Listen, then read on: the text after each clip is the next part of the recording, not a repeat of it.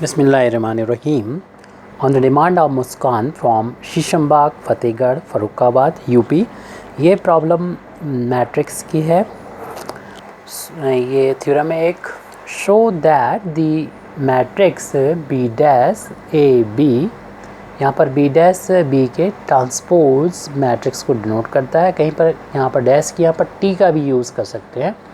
Is symmetric, हमें show करना है, so that the matrix this is symmetric और skew symmetric according as A is symmetric और skew symmetric. Means ये matrix यानी B dash A B matrix जो है वो तब सिमेट्रिक होगी जब ए मैट्रिक्स सिमेट्रिक होगी, और जब B dash A B matrix skew symmetric होगी तब होगी जब ए एसक्यू सिमेट्रिक मैट्रिक्स होगी। यानी ये ए पे डिपेंड करता है, अगर ए सिमेट्रिक होगी तो ये मैट्रिक्स भी सिमेट्रिक होगी प्रूव करना हमें, और अगर ए मैट्रिक्स एसक्यू सिमेट्रिक है तो ये मैट्रिक्स भी एसक्यू सिमेट्रिक मैट्रिक्स होगी।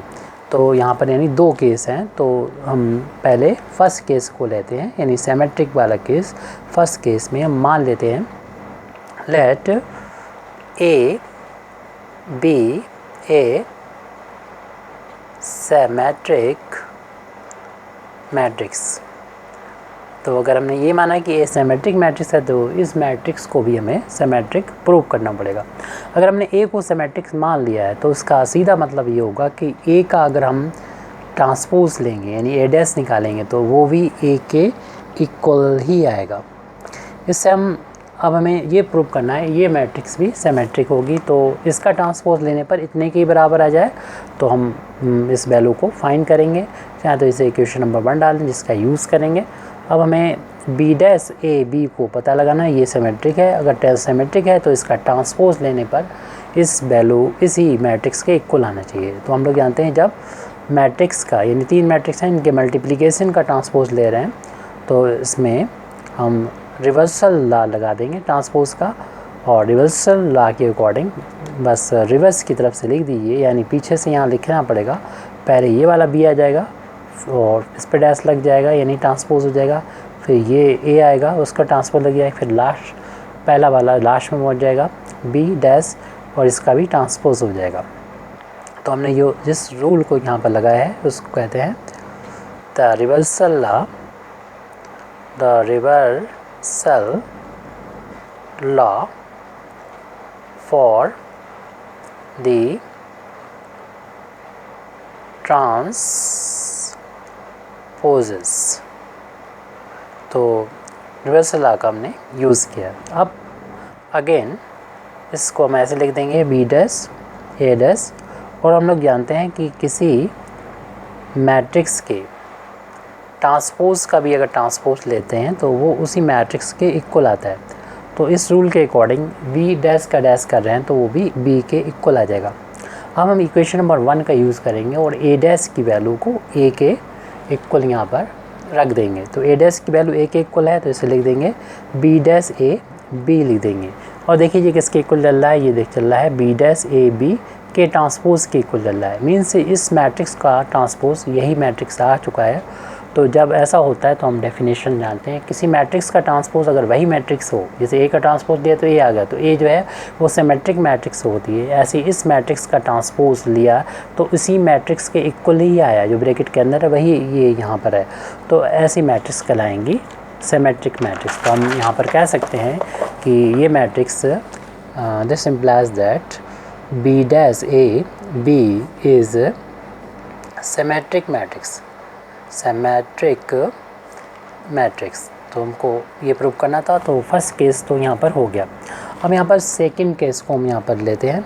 सेकंड केस में ये मान के चलेंगे कि ए मैट्रिक्स जो है वो एक एसक्यू सिमेट्रिक मैट्रिक्स है। Let A be a skew symmetric matrix, skew symmetric matrix.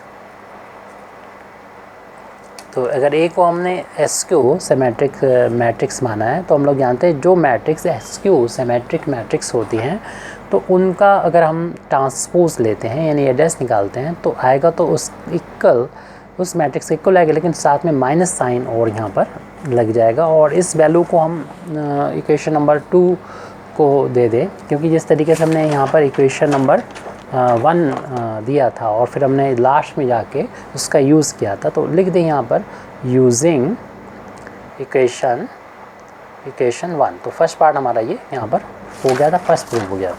Second में जब हमने केस सेकंड लिया था और ए को एसक्यू सिमेट्रिक माना है, तो ए उसका ट्रांसपोज जो होगा वो -a के इक्वल होगा।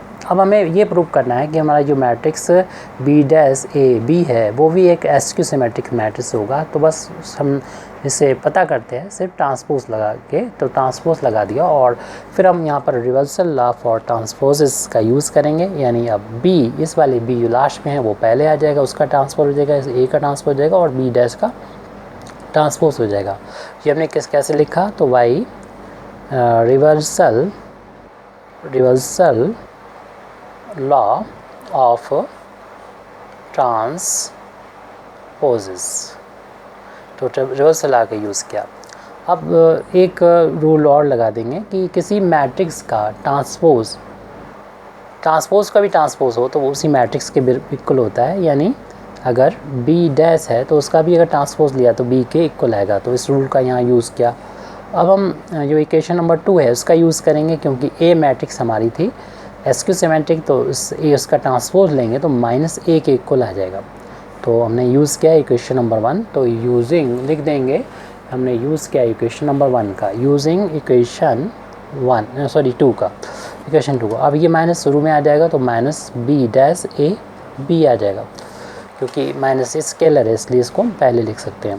ये किसके इक्वल चल रहा है, ये B'(a)B के ट्रांसपोज के इक्वल चल रहा है। देख रहे हैं ये मैट्रिक्स सेम है लेकिन इससे पहले माइनस आ रहा है। ट्रांसपोज लेने पर वही मैट्रिक्स आ जाए विद नेगेटिव साइन, तो ऐसी मैट्रिक्स एसक्यू सिमेट्रिक मैट्रिक्स कहलाती हैं। इसलिए हम कह सकते हैं this implies that B'(a)B is SQ symmetric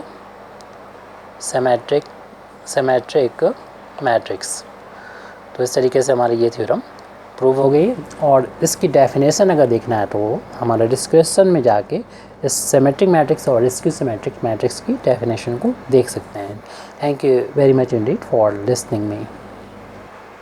आखिर दावाना अल्हम्दुलिल्लाहि रब्बिल आलमीन।